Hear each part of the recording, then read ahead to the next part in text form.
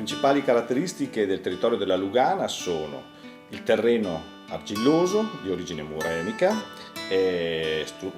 queste argille stratificate che conferiscono ai nostri vini tutta la sapidità, la mineralità,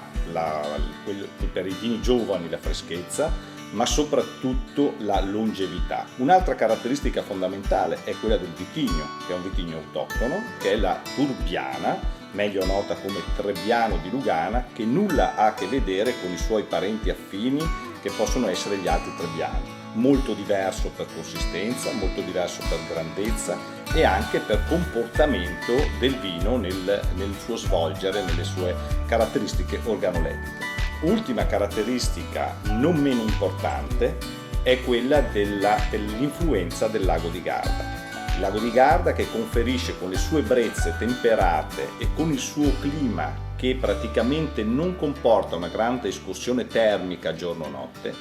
conferisce a questi vini delle caratteristiche uniche che danno appunto freschezza, che danno longevità e anche unicità di questo prodotto.